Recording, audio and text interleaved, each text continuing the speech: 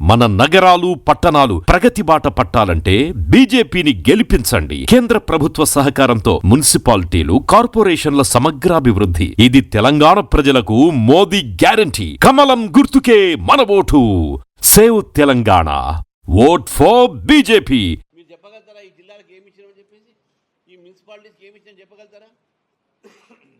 ప్రతిసారి ఏదైనా అంటే కిషన్ రెడ్డి మీద పడి వేయటమే, లేకుంటే సంజయ్ మీద పడి వేయటమే, లేకుంటే మా ఎంపీల మీద వేయటమే. ఇదే పని. మీరు ఓడిపోతున్నారు మున్సిపాలిటీస్లో కాబట్టి ఈరోజు భారతీయ జనతా పార్టీ మీద ఈ రకమైనటువంటి ఆరోపణలు మీరు చేస్తూ ఉన్నారు. ఈ రకమైన ఆరోపణలు చేస్తూ ఉన్నారు. మీరు ఈరోజు తెలంగాణ ప్రజలకు చెప్పాల్సిన అవసరం ఉన్నది. మీరు మమ్మల్ని కాదు అడిగేది, తెలంగాణ ప్రజలు మిమ్మల్ని అడుగుతున్నారు. ఎందుకంటే స్థానికంగా మీ ప్రభుత్వం ఇక్కడ. మోదీ గారు ఏమి ఇచ్చారు నేను తర్వాత చెప్తా. మీరేమిచ్చారు తెలంగాణకు? మీ 6 గ్యారంటీలు ఏమైనాయి? ఒక బస్సు రైడ్ తప్ప ఏమి ఇచ్చారు? అది కూడా డొక్కు బస్సులు పెట్టారు. మీరు విద్యార్థులకు ఫీజు రీఎంబర్స్మెంట్ ఇస్తున్నారా?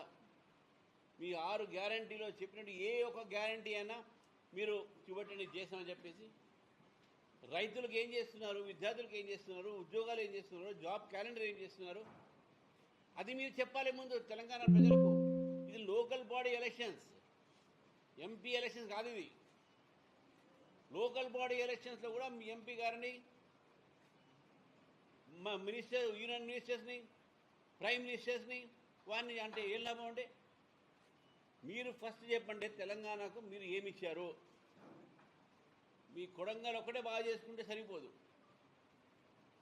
బయట ఎక్కడో జిల్లాకు వచ్చే సెంట్రల్ స్కూల్ కూడా మీరు తీసుకోపోతే సైనిక్ స్కూల్ కూడా మీ దగ్గర పెట్టుకుంటే బాగుండదు. అది డెవలప్మెంట్ కాదు. అది జాతీయ రహదారులు ఎవరు ఇచ్చారు? రామగుండం ఫర్టిలైజర్ కార్పొరేషన్ ఎవరు ఇచ్చారు? ఎన్టీపీసీ సంబంధించినటువంటి ఒక ఏవైతే సంబంధించినటువంటి ఒక అప్గ్రేడేషన్ ఎవరు చేశారు?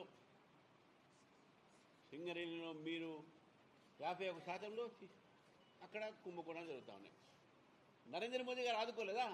2,500 కోట్ల రూపాయలు శాంక్షన్ చేసి 15,000 రిలీజ్ చేసి ఏం చేస్తున్నారు? అసలు కాంగ్రెస్ ప్రభుత్వం రాష్ట్రాన్ని పరిపాలన రహితమైనటువంటి ప్రదేశంగా మార్చారు. మీరు ఎంతమంది రిటైర్డ్ ఎంప్లాయీస్ ఆత్మహత్య చేసుకుని చెప్పండి. 40 కుటుంబాలు ఈరోజు ఆత్మహత్య చేసుకుని మీ పోలీసు వాళ్ళు లెక్కడానికి చెప్తారు వాళ్ళు ఎన్ని ఆత్మహత్యలు జరిగిందని చెప్పేసి. కనీసం ఎందుకు చేసుకున్నారు అని చెప్పి వాళ్ళ మీద కనీసం సహానుభూతి అయినా సరే మీ స్థానిక నాయకులు చేశారా? ల్యాండ్ గ్రాబింగ్ జరుగుతూ ఉన్నాయి, కరప్షన్ జరుగుతూ ఉన్నది, లా అండ్ ఆర్డర్ మొత్తం ఫెయిల్ అయిపోయింది. పట్టపగలు మర్డర్లు చూసినాం మనం హైదరాబాద్లో. సైబర్ క్రైమ్స్ జరుగుతూ ఉన్నాయి. చివరికి ఐఎస్ఐ ఏజెంట్ కూడా ఈరోజు మీరు పక్కన పెట్టుకుని తిరుగుతున్నారు. ఫోటోలు తిరుగుతాయి సోషల్ మీడియాలో. హైకోర్టు కామెంట్ అయిన తర్వాత మజ్లిస్ పార్టీతో కలిసి బీజేపీని ఓడించే ప్రయత్నం మీరు చేస్తూ ఉన్నారు. బీజేపీని ఓడించడానికి మీరు అబద్ధాలు ఆడాల్సిన పని వచ్చింది ఈరోజు మీకు. తెలంగాణ ప్రజలు చూసుకున్నారు మీరు ఏంది అనేది. మీరు మాట్లాడే ప్రతి మాట అబద్ధము, శుద్ధ అబద్ధము. అది నేను ప్రూవ్ చేస్తానని చెప్పి కూడా తెలియజేస్తాను. You are lying to the people of Telangana. కేవలం బీజేపీ నాయకుల్ని బద్నాం చేయడానికి, వాళ్ళ మీద ఆరోపణలు చేయడానికి మీరు ప్రెస్ కాన్ఫరెన్స్ చివరికి పెట్టి బీజేపీని బద్నాం చేసే ప్రయత్నం చేస్తూ ఉన్నారు. భారతీయ జనతా పార్టీ మిమ్మల్ని క్వశ్చన్ చేస్తూ ఉంది. ఈ 6 గ్యారంటీలు మీరు ఎందుకు చేయలేదు, ఎప్పుడు చేస్తారు, ఎలా చేస్తారని చెప్పి. నిధులు లేవు కానీ అవినీతికి మాత్రం కమిషన్లు ఉంటాయి. డెవలప్మెంట్కు నిధులు లేవు కాబట్టి ఈరోజు రకరకాలైనటువంటి ఆరోపణలు చేస్తున్నారు. కాబట్టి మీ మాటలు తెలంగాణ ప్రజలు నమ్మరు.